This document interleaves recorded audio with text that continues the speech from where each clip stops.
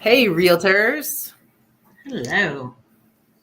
This is our realtor edition of our Myth Busters. Today we're busting budget math myths and testing tongue twisters.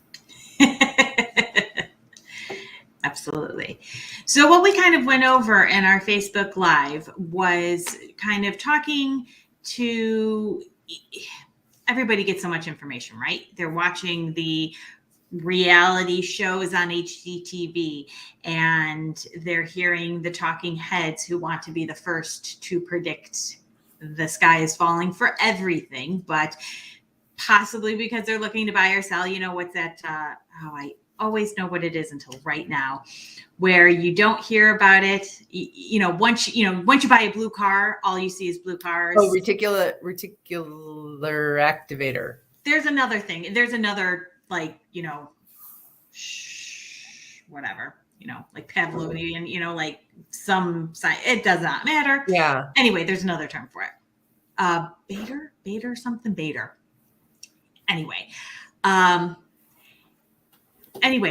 So when they start to take in this information that these people are saying, because they're going, I'm thinking about buying or selling a house right now. And so they start taking it all in. And really what it came down to is we were trying to be the information providers. We need to be the ones who know the statistics. We need to know and be able to explain to our clients, yes, here is the realities. Currently, we need to be the voice of calm in a lot of times. We need not to get pulled into the frenzy. We need not to be part of the problem and part of the confusion. Well, that's always our jobs, right? I mean, that's no matter where a transaction is, or starting, beginnings, looking for houses, negotiating. We always need to be that level-headed person. And I think when we know all of the information, it makes them start to believe us. When we know enough about everything, not just flying by the seat of our pants, not going, oh gosh, you're right, that is crazy. No, we say, yes, it really sucks that interest rates have gone up 2% in the last 4 months. But the other side to that coin is, now take that information and make your decision. Yeah. And they're at 5%, not 8%. That might be where they're heading. Correct. So if you are a realtor who's telling your clients to sit on the sideline because you think you're in the business of predicting what's happening next, and it goes to 8%, you are, negligent. Correct. It's our job to present the information, the truth, and help our clients make good decisions, not influence them by what we want to, the fear that we want to buy into. It's our job to help them interpret what's going on and make the best decisions for themselves. It is not our job to say that the market's not going to crash, because we don't know that. We can say the experts believe that the market is not going to crash because the fundamentals are strong, because demand is true, because we still have more buyers than sellers. Mm-hmm. But anything can happen. COVID should have taught us all that. Right. And, yes.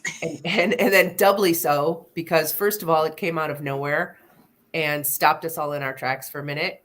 And then it did what nobody could have imagined and made the best market we've ever seen. Right. So we cannot predict what's coming. We shouldn't predict what's coming. We should not influence clients' decisions based on the hyperbole and clickbait headlines that are all around us. Absolutely. So we provided, we let them know that, that the demand is, or the supply is a quarter of what it was last time we saw the crash happen. Interest rates are still lower than it was back then. We don't have the crazy loans we had back then. And those are all, and a lot of it is steps taken to make sure we didn't get there again. Well, there'll be a hole sometime. There might be a hole. It might not be a black hole that sucks everything down with it, but and there'll be bumps. Markets change. They go up and down. Absolutely. And we need to prepare clients for that. And we need to tell them it's not the end of the world if you're living in a house and it loses some of its value. If it serves your life and it's where you live and you're happy with that, then you're just fine. Correct. The other thing is agents and sure, if you're tuning into us, you're probably not the agents we're talking to, but we see them in their posts and we hear about them from clients. Learn basic, simple economic laws like supply and demand. Understand that market value is value. That nobody's house is selling for more than it's worth right now because it's selling for market value. That's its worth. That's the definition. So I see agents all over the place talking about somebody overpaying for a house, paying more than it's worth. That's not actually possible. I talk to my clients all the time. What should I order? What do the comps say? What should I put? I said, what is the price that if you found out the next person paid $5,000 more or $5,000 less, what would that price be that you would go, oh my, I would have gone up $5,000 more. I would have paid that price or went, wow. Yeah. Let them have it. Name my tune. You take over. I'm not risking that. And don't let your clients get into that game they're playing where they want to go just under that number because they want to feel like they got some sort of a deal on it. Getting a deal right now means getting the house. Absolutely. And then we also talked about a little bit about renting is 100% interest. You're not seeing any of that back. So if somebody's worried who does not currently have a house, and they're still worried about, interest rates going up.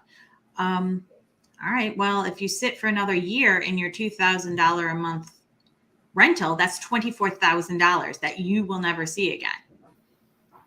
Or you just buy a house that maybe is worth $5,000 or $10,000 more than it was maybe 6 months ago. And has a little bit, now they're paying an extra $100 a month. Hopefully with appreciation and other things, they'll eventually see that money back. You will not see it with renting. So that's another myth, that one's better than the other. Psychologically, they might think, oh, well, what am I losing out on? But, by buying more and paying more. But what are you losing when you don't? So again, seeing it from different sides, letting the, knowing your statistics, knowing the numbers, you should do it anyway, right? It's a well-rounded agent. Yeah. Yeah. So as agents, we don't have to be the experts on it, but we need to have a knowledge of the basic fundamentals, and we need to listen to the experts. We need to read, stay up, pay attention, and sorry, and be able to help our clients figure out what the right answer for them is. Absolutely. So, all right. Well, there was some, just money myths. People really aren't comfortable often with finagling numbers and seeing different ways. So we hope that we helped them. We hope we helped you kind of get an idea of how to get, kind of, I don't want to say spin because it's not spinning, because it's just another way of seeing things when it's rough out there for buyers. It's absolutely rough out there for buyers. But we need to stay positive when there's positive things to focus on. Yeah, exactly. And keep them looking forward and not panicking. Absolutely. All right. All right. Until next week. See ya. Putting the real in real estate. See ya.